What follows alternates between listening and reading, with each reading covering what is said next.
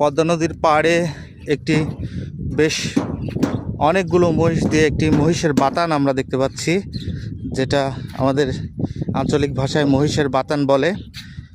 তো ইনারা কিন্তু এখানে অলরেডি তাঁবু করে মহিষগুলো পালন করছেন এই পদ্মা নদীর চরে। জায়গাটা হচ্ছে আমাদের পাবনা জেলার ঐতিহাসিক একটি জায়গা, যেটা হচ্ছে পাকশি। একদম হার্ডিন ব্রিজের নিচে কিন্তু আমরা এই মহিষের বাতানটাকে দেখতে পাচ্ছি। আমাদের ঠিক এই পাশেই কিন্তু হার্ডিন ব্রিজ এবং পারমাণবিক বিদ্যুৎ কেন্দ্র, ওই পাশে আমাদের লালন শাহ ব্রিজ, তারই নিচে কিন্তু আমাদের এই মুরব্বীরা দেখতে পাচ্ছি যে সুন্দর একটি মহিষের বাতান নিয়ে এখানে লালন পালন করছেন। আপনাদের এখানে কতগুলো মহিষ আছে? 40টা মহিষ আছে। আচ্ছা আচ্ছা, আপনারা এখানে কতদিন ধরে আছেন?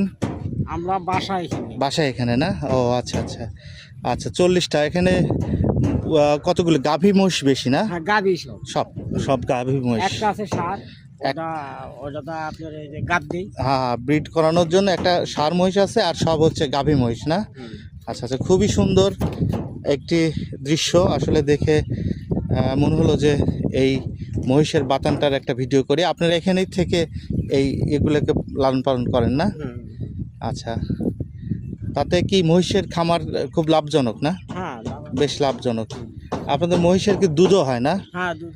আচ্ছা আচ্ছা, কত করে লিটার মহিষের দুধ বিক্রি করেন? দুধ মহিষের লিটার 100 টাকা। 100 টাকা লিটার। আচ্ছা আচ্ছা, বাহ, ধন্যবাদ। সুন্দর একটি মহিষের খামার আমরা এই মুহূর্তে দেখতে পেলাম।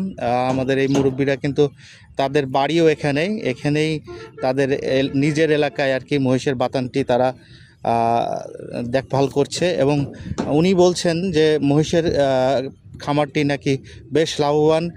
মহিষের দুধও অনেক দামি, কারণ আমরা জানি যে মহিষের দুধে অনেক ভালো ফ্যাট থাকে, অনেক সুস্বাদু হয়ে থাকে। মহিষের দুধে আপনার রোগ ব্যাধি নাই, তার কারণ ডায়াবেটিসের লোকও খাইতে পারে, বাচ্চারাও খাইতে পারে। আজকে যে বাচ্চা হয় সেই বাচ্চাও দুধ খাইতে পারে। কোনো হাসি নাই, কাশি নাই, কোনো মানে কি আপনার নাই, এই যে এই বলে যে অ্যাজমা হয় বা শ্বাসকষ্ট পায়, সেটা না, সেটা কিছুই থাকে না। আরো মানে কি মহিষের দুধে আরো গরম হয়।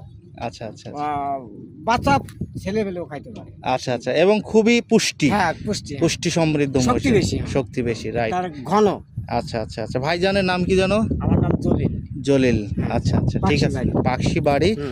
আমার জলিল ভাইয়ের বাড়ি পাকশি, এবং আমরা কিন্তু এই মুহূর্তে